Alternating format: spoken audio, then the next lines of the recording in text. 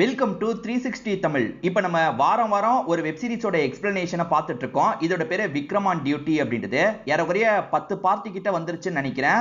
இந்த பார்ட்டை புரிஞ்சுக்கணும்னா இதுக்கு முன்னாடி பார்ட்டை நீங்க பார்த்தா தான் புரிஞ்சுக்க முடியும். நீங்க இதுக்கு முன்னாடி ஒரு பார்ட்டை பார்த்தா கூட இந்த கதையை நீங்க புரிஞ்சுக்கலாம். அதே மாதிரி இந்த கதையை முடிச்சிருக்க மாட்டாங்க, அடுத்த வாரத்துல தான் முடிவு வரும். வெயிட் பண்ணி தான் பாக்குற மாதிரி இருக்கும்.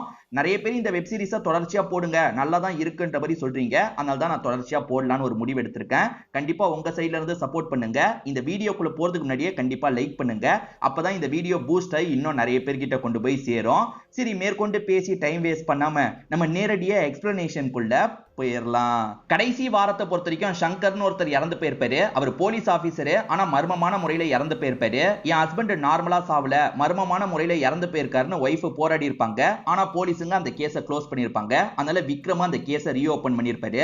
சங்கருக்கும் ராபர்ட் அப்படின்ற ட்ரக் எல்லாம் சேல் பண்ற ஒருத்தனுக்கும் பிரச்சனை போயிட்டு இருக்கும். அந்த ராபர்ட் ஒரு வேலை இதை பண்ணிருக்க வாய்ப்பு இருக்குன்ற மாதிரி ஹீரோ யோசிச்சிருப்பாரு. இப்ப ராபர்ட் எங்க இருக்கான்ற இன்ஃபர்மேஷன் இவருக்கு கிடைச்சிருது. இந்த வாட்டி டீம் கிட்ட சொல்ல மாட்டாரு. ஏன்னா போன வாட்டி டீம் கிட்ட எல்லாம் சொல்லிட்டு போகும்போது ராபர்ட் தப்பிச்சு போயிருப்பான். அதனால டீம் கிட்ட சொல்லாம நம்ம மட்டும் போலான்ற மாதிரி இவருமே ஃபாலோ பண்ணி வராரு. இவர் ஃபாலோ பண்றது தெரிஞ்சு அவன் தப்பிக்கிறதுக்கெல்லாம் ட்ரை பண்ணிட்டு இருக்கான். அதை மீறி நம்ம ஹீரோ இருக்காரு பாத்தீங்களா, அந்த ராபர்ட் அப்படின்ற நபரை லாக் பண்ணி பிடிச்சிடுறாரு. நீ தானே சங்கரை சாவடிச்ச, ஒழுங்கு மரியாதையை உண்மையை சொல்லுன்ற மாதிரி கேட்கிறாரு. சத்தியமா சங்கருக்கும் எனக்கும் பிரச்சனை போனது உண்மைதான், ஆனா சாவடிச்சதுலாம் நான் கிடையாதுன்ற மாதிரி சொல்றாரு. இவர் நிறைய ட்ரக் எல்லாம் சேல் பண்ணிட்டு இருக்காருல, ட்ரக்க சங்கர் பிடிச்சிருப்பாரு. அதனால தான் சங்கர் மேல இவர் கோவப்பட்டிருப்பாரு. இப்ப பிரச்சனை என்னன்னா, இந்த ராபர்ட் கிட்ட இருந்து சங்கர் ட்ரக் எல்லாம் பிடிச்சிருக்காரு பாத்தீங்களா, அந்த ட்ரக் போலீஸ் கண்ட்ரோல்ல தான் இருக்கணும். ஆனா அந்த இடத்துல இருந்தே அந்த ட்ரக் எல்லாம் மிஸ் ஆகுது. இந்த இடத்துல இருந்து எப்படி மிஸ் ஆகும் அப்படின்ற மாதிரி இவங்க எல்லாருமே ஷாக் ஆகுறாங்க. யாரு கடைசியா வந்திருக்கா செக் பண்ணலாம், ஏன்னா அவன் தான் துரோகியா இருக்க வாய்ப்பு இருக்குன்ற மாதிரி செக் பண்றதுக்கு பாக்குறாங்க. பார்த்தா அந்த பேப்பர் மட்டும் கிழிக்கப்பட்டிருக்கு. சோ பிளான் பண்ணி தான் எவனோ ஒருத்தன் இந்த விஷயத்தை பண்ணிருக்கான். ட்ரக் எதுக்காக எடுத்துட்டு போயிருப்பானா இருக்கும்ன்ற மாதிரி இவங்க யோசிக்க ஆரம்பிக்கிறாங்க. நம்ம டீம்லயே ஒரு கருப்பாடு இருக்கு, அந்த கருப்பாடை எப்படியாவது சீக்கிரமா கண்டுபிடிக்கணும் அப்படின்ற மாதிரி இவருமே அலி கிட்ட பேசிட்டு இருக்காரு. இறந்து போனதுக்கு அப்புறம் 13வது நாள் காரியம்னு சொல்லுவாங்கல்ல, அந்த மாதிரி சங்கருக்கான காரியம் நடந்துட்டு இருக்கு. ஒய்ஃப் சோகமா உட்கார்ந்துட்டு இருக்காங்க. இப்ப டீமை சேர்ந்தவங்களும் இந்த இடத்துக்கு வந்துடுறாங்க. காரணம் கொலை பண்ணவனும் ஒரு போலீஸ் தான், அவன் கூட இந்த இடத்துக்கு வர வாய்ப்பு இருக்கு, அவன் யாருன்றதை கண்டுபிடிக்கிறதுக்கு நம்ம வரலான்ற மாதிரி எல்லாருமே வராங்க. அப்படி வந்தவங்க சுத்தி இருக்க எல்லாரையும் அப்சர்வ் பண்ணிட்டு இருக்காங்க. இப்ப ஹீரோ இருக்கார்ல, யார் இதுக்கு பின்னாடி இருக்கான்றதை நான் கண்டுபிடிச்சிட்டேன், நான் போய் கமிஷனரை பாக்குறேன்ற மாதிரி சொல்லிட்டாரு. இப்ப கமிஷனர் கிட்ட யாருன்றதை கண்டுபிடிச்சிட்டேன், கொஞ்சம் கூட யோசிக்காத ஒருத்தங்க தான் அப்படின்ற மாதிரி சொல்ல ஆரம்பிக்கிறாரு. அப்பதான் ஹீரோ கண்டுபிடிச்சதை தெளிவுபடுத்துறாங்க. ஹீரோ என்ன பண்றாருன்னா, நேரா அந்த ஒய்ஃபை பாக்குறதுக்காக தான் வராரு. என்ன விஷயம், என்கிட்ட சொல்றதுக்கு எதுவுமே இல்ல, கிளம்புங்கன்னு சொல்லிட்டாங்க. உங்க ஹஸ்பண்டுக்கு நீதி வாங்கி தரணும்னு பயங்கரமா நடிச்சீங்கன்னு சொல்றாரு. எது நடிச்சனா அப்படின்ற மாதிரி இவங்க ஷாக் ஆவறாங்க. ஆமா, நீங்க நடிக்க தான் செஞ்சீங்க, ஏன்னா உங்க ஹஸ்பண்ட சாவடிச்சதே நீங்க தான்ன்ற மாதிரி சொல்றாரு. இத கேக்குற இவங்க ஷாக் ஆவறாங்க. இவருமே கவனிச்ச விஷயத்தை சொல்றாரு. ஏதாவது போலீஸ் வராங்களான்னு இவர் பாக்குறதுக்கு வந்தாரு பாத்தீங்களா, அந்த சமயம் இந்த லேடியோட ஆக்டிவிட்டியை கவனிச்சிருப்பாரு. கூட்டத்துல இருக்க ஒரு நபரோட கையை யாருக்குமே தெரியாம பிடிச்சிருப்பாங்க. அவனுமே நம்ம காரியம் நல்லபடியா நடந்துருச்சுன்ற மாதிரி இவங்க காதுல சொல்லியிருப்பான். அதை இவர் கவனிச்சிருப்பாரு. அவர் ஒரு போலீஸ் ஆபீசரும் கூடன்றது தெரிய வருது. ஒழுங்கா என்ன நடந்தது சொல்லுன்ற மாதிரிலாம் கேட்கிறாரு. இப்ப சங்கரோட ஒய்ஃபுமே என்ன நடந்தது அப்படின்றத சொல்றாங்க. ரெண்டு பேருக்கு வயசு வித்தியாசம் அதிகமா இருக்கும், ஆனா வீட்டுல கல்யாணம் பண்ணி வச்சிருவாங்க. சங்கர் ஹெல்த்தியா இருப்பாரு, ஆனா அவரை பொறுத்த வரைக்கும் சுகர் ப்ராப்ளம் இருக்கும், அடிக்கடி ஊசி எல்லாம் போடுவாரு. ஏஜ் டிஃபரன்ஸ் அதிகமா இருக்கிறதுனால இவங்களுக்குள்ள நெருக்கமும் கம்மியா தான் இருக்கும். இந்த மாதிரி சமயத்துல சங்கர் கூட வேலை பார்க்குற அருண் ஒருத்தரை வீட்டுக்கு கூட்டு வராரு. அந்த அருணும் போலீஸா தான் இருப்பாரு. அருண் லைட்டா இவங்களை பார்த்து ஸ்மைல் பண்ணிட்டாரு. இவங்களுக்குமே அருணை பிடிக்க ஆரம்பிச்சிருக்கு. இப்படி இவங்க ரெண்டு பேர் மாத்தி மாத்தி சிரிச்சிட்டுலாம் இருக்காங்க. அருண் போக போக என்ன பண்றாருன்னா, ஹஸ்பண்ட் இல்லாத சமயம் கூட இவங்களை பார்க்கறதுக்காக வராரு. இப்படிதான் இவங்க ரெண்டு பேருக்குள்ள பழக்கம் மாதிரி ஏற்படுது. இப்படி பழகிட்டு இருக்கவங்க அந்த சங்கர் கதையை முடிக்கணும்ன்ற மாதிரி யோசிக்கிறாங்க. அதுக்கு என்கிட்ட ஒரு பிளான் இருக்கு அப்படின்ற மாதிரி இந்த அருண்மே பிளானை பத்தி எல்லாம் சொல்ல ஆரம்பிக்கிறான். அந்த சங்கர் கஷ்டப்பட்டு ட்ரக் எல்லாம் பிடிக்கிறாரு பாத்தீங்களா, அந்த ட்ரக்கை இவன் தான் ஏமாத்தி அந்த இடத்துல இருந்து எடுத்திருப்பான். இந்த ட்ரக் எடுத்து அந்த டீம் கிட்டயே இவன் திரும்பி தந்துருவான். அதே மாதிரி அந்த ட்ரக்ல இருந்து கொஞ்சத்தை இவன் எடுத்துக்கிறான். காரணம் என்னன்னு பாத்தீங்கன்னா, சங்கரோட கதையை முடிக்கிறதுக்கு இந்த ட்ரக்கை தான் யூஸ் பண்ண போறான் போல. சங்கர் ஒரு ஊசி போடுவார் பாத்தீங்களா, அந்த மருந்துல இவனுமே ட்ரக்கை கலந்து வச்சிடறான். உன் ஹஸ்பண்ட் எப்பவுமே போல காலையில போடுவார்ல, அப்படி போடும்போது இறந்து போயிடுவாரு, நம்ம மேல சந்தேகம் வராதுன்னு சொல்லிட்டாரு. இவங்களும் சரின்ற மாதிரிலாம் ஏத்துக்கிறாங்க. அன்னைக்கு ஊசியை போட்டு தான் அவர் வெளியே போயிருப்பாரு. அவர் கண்டிப்பா எங்கேயாவது நெஞ்சு வலி வந்து இறந்து போவாருன்றது தெரிஞ்சு இவங்க ஃபாலோ பண்ணிருப்பாங்க. ஒரு ஸ்டேஜ்ல அவர் இறந்து போயிருப்பாரு. கொஞ்சம் மூச்சு வாங்கும் போது அது ஆக்டிவேட் ஆகும் போல, அப்படிதான் அவர் இறந்து போயிருப்பாரு. இது எல்லாத்தையும் கேட்டுட்டு இருக்க கமிஷனர் இருக்கார்ல, ஏன் போஸ்ட்மார்ட்டம் ரிப்போர்ட்ல அதை காட்டலன்னு கேக்குறாரு. சார் அதுதான் சார் அந்த ட்ரக்கோட ஸ்பெஷாலிட்டியே, அது காட்டாது சார் அப்படின்ற மாதிரி சொல்லிட்டாரு. அதாவது உடனே செக் பண்ணாதான் காட்டுமா, ரொம்ப லேட் ஆச்சுன்னா காட்டாதுன்ற மாதிரி சொல்லிட்டாரு. கமிஷனர் ஏற்கனவே விக்ரம் மேல கோவமா இருந்திருப்பாரு. காரணம் விக்ரம் வேணும்ட்டே இந்த கேஸை ரீஓபன் பண்ண வச்சதுனால கோவமா இருந்திருப்பாரு. ஆனா இப்ப உண்மையிலேயே இந்த கேஸ்ல ஒரு மர்மம் இருக்கு, அதை விக்ரம் கண்டுபிடிச்சிட்டார்ல, அதனால கமிஷனருக்கு இருந்த கோவம்லாம் போயிருது. விக்ரம் என்கிட்டயே இப்படி பண்ணிட்டான்ல, நான் கண்டிப்பா அவனுக்கு எதிராக ஆக்ஷன் எடுப்பன்ற மாதிரிலாம் அசோக் கிட்ட இவர் சொல்லியிருப்பாரு. ஆனா இப்ப மனசு மாறிடுச்சுல, அதனால விக்ரமா பாராட்டி இங்க இருந்து அனுப்பி விடுறாரு. விக்ரம் கிளம்பலாம்னு நினைக்கும் போது அவங்க 2 பேரை லாக் பண்ணி ஆளுங்க கூட்டு போயிட்டு இருக்காங்க. ஒரு போலீஸா இருந்து இப்படி ஒரு விஷயத்த பண்ணிருக்கியே, உன்னை பார்த்தாலே எனக்கு கடுப்பாகுது அப்படின்ற மாதிரி அவனுக்கு வார்னிங்க கொடுத்துட்டு கிளம்புறாரு. சங்கரோட கேஸ்ல இருக்க மர்மம் நீங்கிருச்சு, விக்ரம் தான் இந்த கேஸை சால்வ் பண்ணிருக்காரு அப்படின்ற மாதிரி நியூஸ்ல எல்லாம் காமிச்சிட்டு இருக்காங்க. இத பாக்குற டீம்மேட்ஸ் ரொம்ப சந்தோஷப்படுறாங்க. இப்ப அப்படியே கட் பண்ணி ஒரு காலேஜ் நமக்கு காட்டுறாங்க. விடிய காலையில நேரம் ஒரு 3 மணி இருக்கும் போது திடீர்னு பார்த்தா மாடியில இருந்து பொத்துன்னு யாரோ விழுறாங்க. இப்ப வாட்ச்மேனா என்ன சவுண்ட்ன்ற மாதிரி செக் பண்றதுக்காக வராரு. இந்த காலேஜ்ல படிக்கக்கூடிய ஒரு பையன் தான் விழுந்திருக்கான். இந்த பையனோட பேரு கவின் அப்படின்றது. பாடியை பார்த்து இவர் பயங்கரமா ஷாக் ஆகுறாரு. இங்க ஒரு எபிசோட முடிக்கிறாங்க. அடுத்த எபிசோட ஸ்டார்டிங் சீனே விக்ரம காட்டுறாங்க. இவரோட ஷூ பிஞ்சிருக்கும், கம்ம வச்சு ஒட்டிட்டு இருக்காரு. இத பாக்குற அம்மா இருக்காங்கல்ல, ஏண்டா அந்த ஷூ தான் இவ்வளவு டேமேஜ் ஆயிடுச்சுல, புதுசா ஒரு ஷூவை வாங்கிக்கோன்ற மாதிரி சொல்லிட்டாங்க. எதுக்குமா தேவையில்லாம செலவு பண்ணோம், இதுவே நல்லா தான் இருக்கு, இன்னும் 1 வருஷத்துக்கு தாங்கன்ற மாதிரிலாம் சொல்றாரு. பையன் இவ்வளவு கஞ்ச பிசினாரியா இருக்கானேன்ற மாதிரி அம்மா யோசிக்கிறாங்க. இப்பதான் இவருக்கு கமிஷனர் கிட்ட இருந்து கால் வருது. கமிஷனர் அந்த காலேஜ் கேஸ பத்தி பேசுறதுக்காக கூப்பிடல, ஜெனரலா பேசுறதுக்காக தான் இவரையும் அசோக்கையும் வர வச்சிருப்பாரு. அப்பதான் அந்த காலேஜ் பிரின்சிபல் கிட்ட இருந்து கால் வருது. சரி, இந்த மாதிரி ஒரு சம்பவம் நடந்துருச்சு, எங்க காலேஜ் மேலதான் தப்புன்ற மாதிரி வாய்க்கு வந்ததை பேசிட்டு இருக்காங்க, ப்ளீஸ் சார் ஒரு ஸ்பெஷல் ஆபீசரா அனுப்பிவிட்டா நல்லா இருக்கும்ன்ற மாதிரி சொல்லிட்டாரு. கமிஷனரோ சரின்ற மாதிரி ஏத்துக்கிறாரு. இதெல்லாம் கவனிச்சிட்டு இருக்க அசோக் இருக்கார்ல, சார் நான் இந்த விஷயத்தை டீல் பண்ணிக்கிறேன், அந்த சிச்சுவேஷனை எப்படி ஹேண்டில் பண்ணணும்னு எனக்கு நல்லா தெரியும் அப்படின்ற மாதிரிலாம் சொல்லிட்டாரு. அதாவது அந்த காலேஜுக்கும் பிரச்சனை வராம நமக்கும் பிரச்சனை வராம நான் பாத்துக்கிறேன்னு சொல்லிட்டாரு.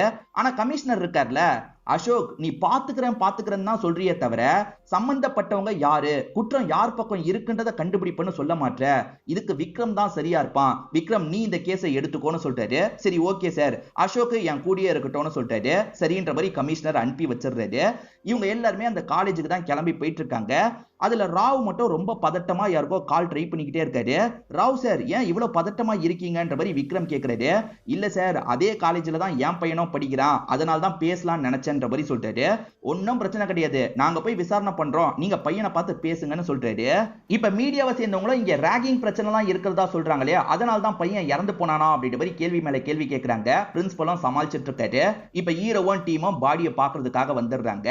ஹீரோ இருக்கார்ல, இவன் பாடி இந்த பொசிஷன்ல தான் விழுந்திருக்க வாய்ப்பு இருக்கு. அப்படி விழுந்திருந்தா இவன் தலையில இந்த பகுதியில காயம் பட்டிருக்காதே, இந்த தலையில ஏற்பட்ட காயம் வேற எதனாலயோ ஏற்பட்டிருக்குன்ற மாதிரிலாம் சொல்லிட்டு இருக்காரு. அசோக் இருக்கார்ல, மீடியா ஆட்களை சமாளிக்கிறாரு. நாங்க சீக்கிரமே குற்றவாளியை கண்டுபிடிப்போம், தேவையில்லாம வாய்க்கு வந்ததை பேசாதீங்க அப்படின்ற மாதிரிலாம் கண்ட்ரோல் பண்ணிட்டு இருக்காரு. ஆக மொத்தத்துல ஹீரோ என்ன சொல்றாருன்னா, இவன் மேல இருந்து கீழே விழுறதுக்கு முன்னாடியே இவன் தலையில பலமா அடிபட்டிருக்கு, நம்ம மேல போய் செக் பண்ணி பார்த்தா என்னன்ற மாதிரி கேக்குறாரு. டீமோ சரின்ற மாதிரிலாம் ஏத்துக்கிறாங்க. இப்ப பாடி எல்லாம் இங்க இருந்து கொண்டு போயிடுறாங்க. சீக்கிரமா போஸ்ட்மார்ட்டம் பண்ணுங்கன்னு சொல்லியிருப்பாரு, அதனால தான் வேக வேகமா இங்க இருந்து கொண்டு போறாங்க.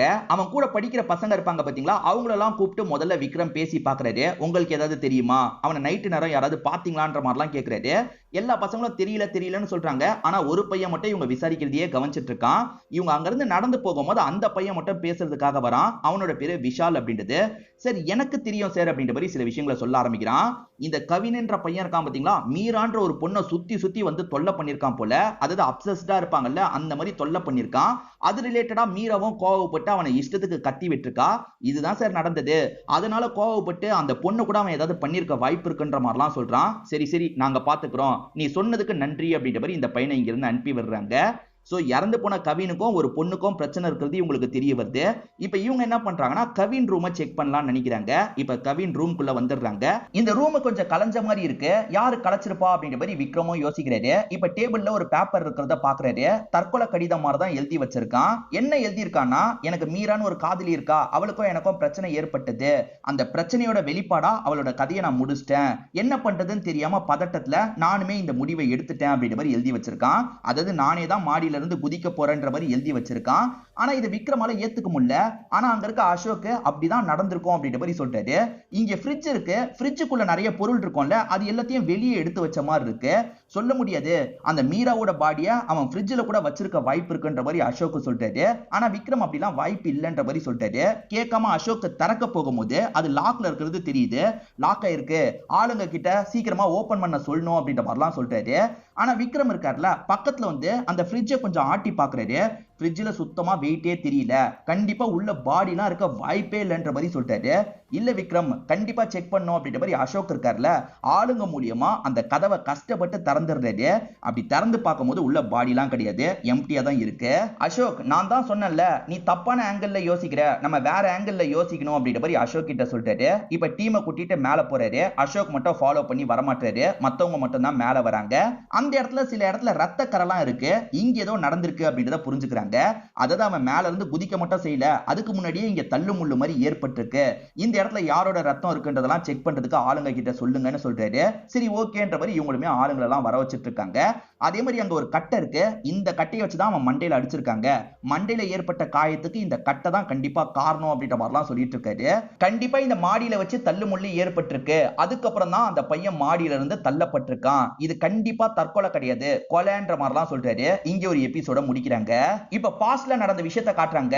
மீரான்ற பொண்ணு இருக்காங்க பாத்தீங்களா, இந்த கவின் பேசிட்டு இருக்கும் போது கவினை தடுத்து பேச ஆரம்பிக்கிறாங்க. அது என்னன்னா, உன்னை நம்பி தானே உன் கூட பழகுனேன், உன் கூட ஒண்ணு மண்ணா இருந்தேன், அதை போய் எதுக்காகடா நெட்ல லீக் பண்ண அப்படின்ற மாதிரிலாம் கேக்குறாங்க. இவங்க பிரைவேட் வீடியோ நெட்ல பரவி இருக்கு போல, அதனால தான் இவ்வளவு கோவப்பட்டு இருக்காங்க. நீ என்ன சொல்ற, சத்தியமா எனக்கு தெரியாது, நாளா இந்த விஷயத்தை பண்ணலன்னு கவின் சொல்றான். நீ பண்ணாம யார் பண்ணிருப்பா, உன்கிட்ட தானே அந்த வீடியோ இருந்ததுன்ற மாதிரி கேக்குறாங்க. என்கிட்ட தான் இருந்தது, ஆனா நான் பண்ணலன்னு சொல்றான். ஆனா இந்த பொண்ணு நம்ப மாட்டாங்க. இப்ப பயங்கரமா ஃபீல் பண்ணி இந்த இடத்துல அழுதுட்டு இருக்காங்க. அந்த பையன் பிரச்சனை ஏற்பட்டதுன்ற மாதிரி சொன்னா பாத்தீங்களா, இதுதான் பிரச்சனை ஏற்பட்டதா சொல்லியிருக்கான் போல. இது எல்லாமே சிசிடிவில கேப்சர் ஆயிருக்கும். இப்ப பிரசன்ட்ல ஹீரோவும் டீமும் சேர்ந்த மாதிரி சிசிடிவில அந்த வீடியோலாம் பார்த்துட்டு இருக்காங்க. என்ன பிரச்சனைன்றது உங்களுக்கு எக்ஸாக்ட்டா தெரிய மாட்டேங்குது, ஏன்னா ஆடியோ இல்லாம இவங்க வெறும் வீடியோவை மட்டும் தான் பார்த்துட்டு இருக்காங்க. அதே மாதிரி சுத்தி இருக்க பசங்களுக்கும் எக்ஸாக்ட்டா எதனால அவங்க சண்டை போட்டுக்கிட்டாங்கன்னு தெரியாது, நமக்கு தான் எதுக்காக சண்டை போட்டுக்கிட்டாங்கன்றது தெளிவா தெரியும். இப்ப பிரசன்ட்ல இங்க இருக்க ரத்த கரையெல்லாம் ஒருத்தங்க கலெக்ட் பண்ணிட்டு இருக்காங்க. இப்ப ஹீரோ என்ன சொல்றாருன்னா, அந்த பொண்ணு எங்கன்றது தெரியல, அந்த பொண்ணை ரீச்சும் பண்ண முடியல, அவன் லெட்டர்ல எழுதி இருக்க மாதிரி அந்த பொண்ணு இறந்து போயிருக்க கூட வாய்ப்பு இருக்கு. அப்படி இறந்து போயிருக்கானா, மாடியில தள்ளுமுள்ளு ஏற்பட்டிருக்கும்ல, எப்படிலாம் நடந்திருக்க வாய்ப்பு இருக்குன்றத நீங்க ரெண்டு பேர் செஞ்சு காட்ட போறீங்கன்னு சொல்லிட்டாரு. ராவ், நீங்க தான் அந்த பொண்ணா நடிக்கணும், நீ தான் வந்து இறந்து போன அந்த கவினா நடிக்கணும்ன்ற மாதிரி சொல்லிட்டாரு. அலியும் சரின்ற மாதிரிலாம் ஏத்துக்கிறாரு. விதவிதமா ட்ரை பண்ணுங்க, உங்களுக்கு தோன்ற மாதிரி முதல்ல ட்ரை பண்ணுங்கன்னு சொல்லிட்டாரு. இவங்களுமே ட்ரை பண்றோம் அப்படின்ற மாதிரி ஆரம்பிக்கிறாங்க. ராவ் நடந்து போயிட்டு இருக்கும் போது அலியும் பின்னாடி வந்து லாக் பண்ணிட்டாரு. லாக் பண்ணி நெரிக்கலாம் ஆரம்பிச்சிட்டு இருக்காரு. இதை கவனிச்சிட்டு இருக்க விக்ரம் இருக்கார்ல, நிறுத்து நிறுத்துன்ற மாதிரி தடுத்துறாரு. பாதிக்கப்பட்டதே அந்த பொண்ணு தான், அந்த பொண்ணை திடீர்னு எதுக்காக கவின் நெரிக்க போறான், அப்படிலாம் நடக்க வாய்ப்பு இல்ல. இந்த பொண்ணு ஏதாவது கோவப்பட்டு பேசியிருப்பா, அதனால தான் அவன் ஏதாவது பண்ணிருக்க வாய்ப்பு இருக்கு, அந்த மாதிரி நீங்க பண்ணுங்கன்ற மாதிரி சொல்லிட்டாரு. இவங்க ரெண்டு பேருமே என்ன சொல்ல வராரு அப்படின்றத தெளிவா புரிஞ்சுக்கிறாங்க. சரி, அந்த ஆங்கிள் ட்ரை பண்ணலாம்ன்ற மாதிரி ட்ரை பண்றாங்க. இப்ப ராவ் அந்த பொண்ணு மாதிரி தானே நடிக்கிறாரு, எதுக்காகடா என் வீடியோவை லீக் பண்ண, எதுக்காகடா என்னோட வீடியோவை லீக் பண்ணன்ற மாதிரி அடிச்சிட்டு இருக்காங்க.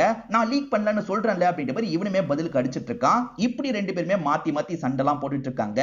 சரி, ஒருவேளை இப்படி நடந்திருக்குமான்ற மாதிரி கேக்குறாங்க. இப்படி கூட நடந்திருக்க வாய்ப்பு இருக்குன்ற மாதிரி விக்ரம் சொல்றாரு. அப்படி இல்லைன்னா மூணாவதா ஒரு கேரக்டர் இருந்து அந்த கேரக்டர் இவங்க ரெண்டு பேரையும் அட்டாக் பண்ணிருக்க கூட வாய்ப்பு இருக்கு. முதல்ல அந்த பொண்ணு உயிரோட இருக்காளா இல்ல செத்து போயிட்டாளான்றதை நம்ம கண்டுபிடிக்கணும், அப்பதான் இந்த கேஸை ஃபர்தரா முன்னாடி கொண்டு போக முடியும்னு சொல்றாரு. இந்த இடத்துல சண்டை நடந்து பிளட் இருந்த மாதிரிலாம் சொன்ன பாத்தீங்களா, அந்த பிளட் கவினோட பிளட் மட்டுமா இல்ல வேற யாரோட பிளட்டும் இருக்கான்றதை செக் பண்ணுங்கன்ற மாதிரி சொல்றாரு. டீமை சேர்ந்தவங்க ஏத்துக்கிறாங்க.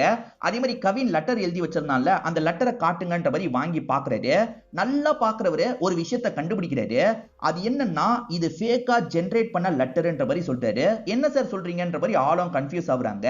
ஆக்சுவலா கவினோட ஹேண்ட் ரைட்டிங்ல தான் இந்த லெட்டர் இருக்கு, ஏன்னா அவன் மத்த புக்ல மேட்ச் பண்ணும்போது கூட இது மேட்ச் ஆகுது. பிரச்சனை என்னன்னா, எப்பவுமே ஒருத்தர் எழுதும் போது கொஞ்சமாவது ஒரு எழுத்துல மிஸ்டேக் வரும், அப்படியே கோடு போட்ட மாதிரிலாம் எழுத மாட்டாங்க. ஆனா இதுல எல்லா வார்த்தையும் கரெக்டா ஆர்டரா போயிருக்கு. சோ ஏஐ டெக்னாலஜி மூலமா இவன் ஹேண்ட் ரைட்டிங்கை மேட்ச் பண்ணி இந்த மாதிரி எழுத்தை எழுதியிருக்காங்க. அதுவும் டைரக்டா எழுதல, ஒரு பிரிண்ட் மாதிரி பண்ணிருக்காங்க, அதுக்கு மேல ஒரு பெண்ணை வச்சு எழுதியிருக்காங்க. அதனால தான் இந்த மாதிரி கோர்வையா இருக்கு, ஒரு எழுத்து கூட முன்னையும் பின்னையும் போல அப்படின்ற மாதிரி சொல்லிட்டாரு. அப்ப யாரோ எழுதியிருக்காங்கன்னா பிளான் பண்ணி இந்த விஷயத்த பண்ணிருக்காங்களா சார் அப்படின்ற மாதிரி கேக்குறாங்க. ஆமா, கண்டிப்பா பிளான் பண்ணி தான் பண்ணிருக்காங்க.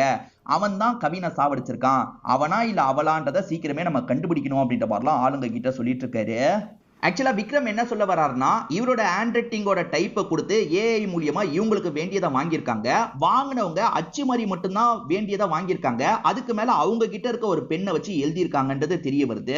சோ என்ன ஏதுன்றதை கண்டுபிடிக்கணும்னு விக்ரமும் சொல்லிட்டாரு. பிரின்சிபலை பொறுத்த வரைக்கும் காலேஜ் நிலைமை மோசமா போயிடுமே, என்ன பண்றது அப்படின்ற மாதிரிலாம் பதட்டமா பேசிட்டு இருக்காரு. அப்ப இந்த இடத்துக்கு கரெக்டா அசோக் வந்து பேச ஆரம்பிக்கிறாரு. சார் இந்த மாதிரிலாம் நடந்தா உங்க காலேஜ் பேரே ரொம்ப டேமேஜ் ஆயிடும்லன்னு கேக்குறாரு.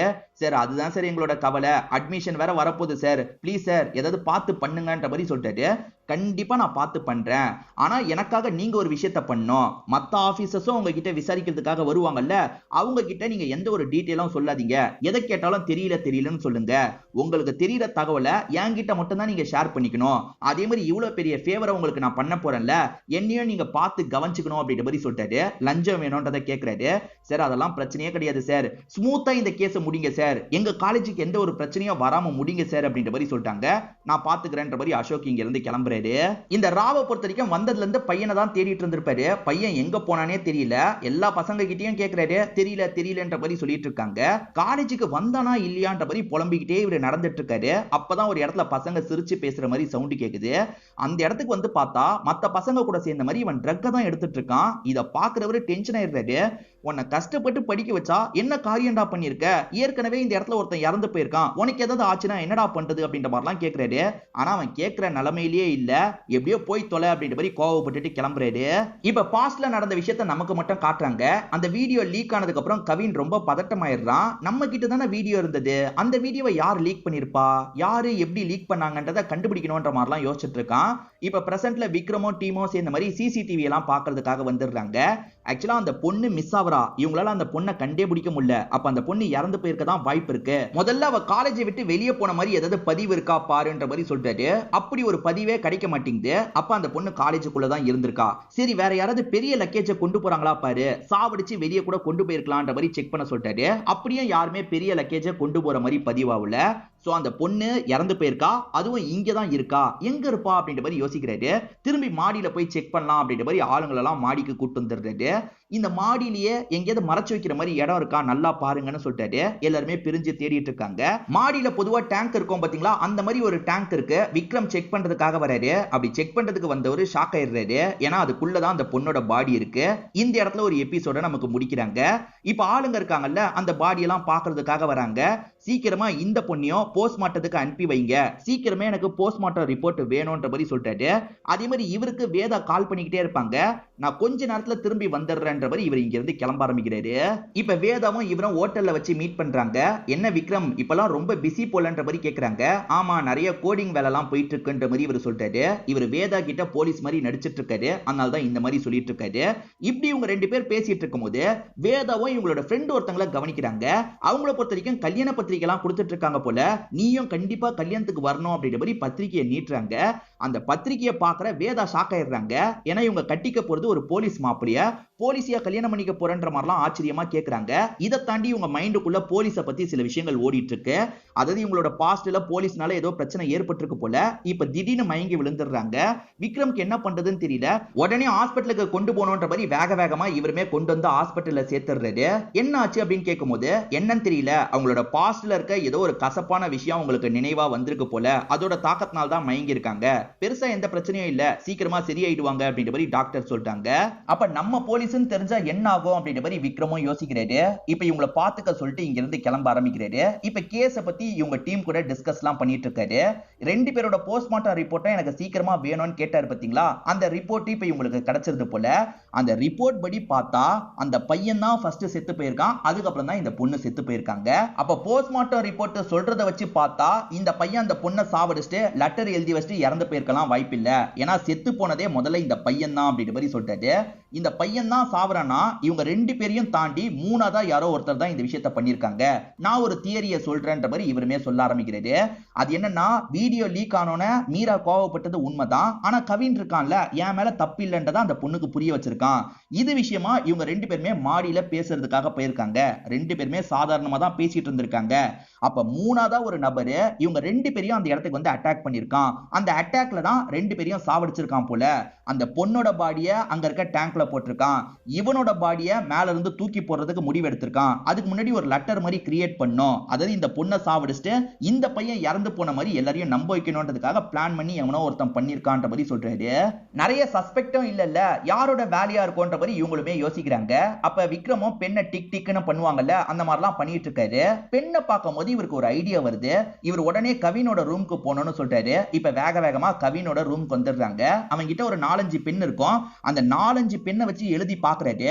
அவன் லெட்டர்ல எழுதி வச்சதுக்கும் இந்த பெண்ணுங்களுக்கும் சம்பந்தமே கிடையாது. கண்டிப்பா இவன் எழுதலன்றது உறுதியாயிருது. இப்ப எல்லா ரூமையும் நான் செக் பண்ணணும்னு சொல்றாரு. பசங்க எல்லாரையும் அனுப்பி விட்டுறாங்க.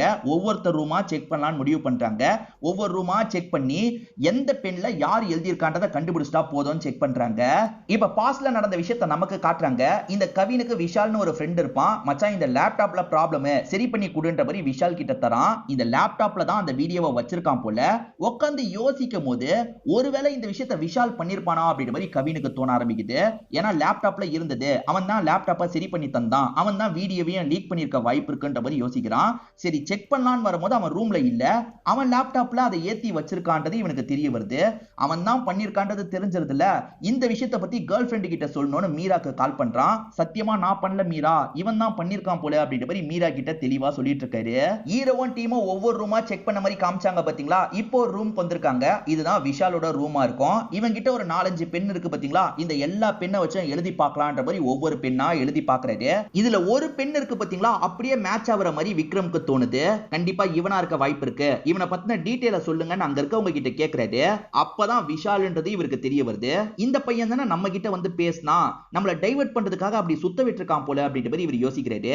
ஏன்னா அவனை பொறுத்த வரைக்கும் டவுட் கவின் பக்கம் திரும்பணும்ன்றதுக்காக தான் கவினுக்கும் மீராக்கும் சண்டை போச்சு, அவன் தான் ஏதாவது பண்ணிருக்க வாய்ப்பு இருக்குன்ற மாதிரிலாம் சொல்லியிருப்பான். ஆனா இந்த பையன் தான் பண்ணிருக்கான் போல, இவனை உடனே நம்ம கண்டுபிடிக்கணும்ன்ற மாதிரி சொல்லிட்டாரு. ஆனா அந்த பையன் கொஞ்ச நேரத்துக்கு முன்னாடி தான் இங்க இருந்து கிளம்பி போயிருக்கான்ற மாதிரி ஒருத்தர் சொல்லிட்டாரு. எது கிளம்பி போயிட்டானா, சிசிடிவி மூலியமா அவன் எந்த வண்டியில கிளம்பி போறான்றதை செக் பண்ணுன்ற மாதிரி அலி கிட்ட சொல்லிட்டாரு. இப்ப அலியும் வேக வேகமா செக் பண்றாரு. ஒரு ஆட்டோல தான் அவன் ஏறி போயிருக்கான்றது தெரிய வருது. இப்ப டீடைல் தெரிஞ்சிருச்சுல்ல, அந்த ஆட்டோவை இவங்க ஃபாலோ பண்ணும் அப்படின்ற மாதிரி வேகமா ஃபாலோ பண்ண ஆரம்பிக்கிறாங்க. ஒரு ஸ்டேஜ்ல அவனுமே இவங்க வரத பாத்துறான். சீக்கிரமா போங்க சீக்கிரமா போங்கன்னு சொல்றான். அதை மீறிய இவங்க இருக்காங்க பாத்தீங்களா, ஆட்டோவை மடக்கிடுறாங்க. இவன் இறங்கி வேகமா ஓட ஆரம்பிக்கிறான். விடக்கூடாது, பிடிக்கணும்ன்ற மாதிரி இவங்களுமே துரத்த ஆரம்பிக்கிறாங்க. ஒரு இடத்துல வச்சு இந்த விஷால புடிச்சிடுறாங்க. உண்மையை சொல்டா, நீ தானே இந்த விஷயத்த பண்ண அப்படின்ற மாதிரிலாம் இவனை போட்டு அடி அடின்னு அடிச்சிட்டு இருக்காங்க. இப்ப விசாரணைக்காக இங்க இருந்து கூட்டு போறாங்க. இதோடயே நமக்கு இந்த எபிசோட முடிச்சிடுறாங்க. சோ இதுக்கப்புறம் கதையில என்ன நடக்க போகுதுன்றது அடுத்த வாரம் தான் நமக்கு தெரிய வரும். கண்டிப்பா இந்த வாரம் வந்த கதை உங்களுக்கு பிடிச்சிருக்கும்னு நம்புறேன். இந்த வீடியோ உங்களுக்கு பிடிச்சிருந்ததுன்னா லைக் பண்ணுங்க, கமெண்ட் பண்ணுங்க, மறக்காம 360 தமிழ் சேனலை சப்ஸ்கிரைப் பண்ணுங்க. தொடர்ச்சியா இந்த மாதிரி வீடியோக்கள் வந்துகிட்டே தான் இருக்கும்.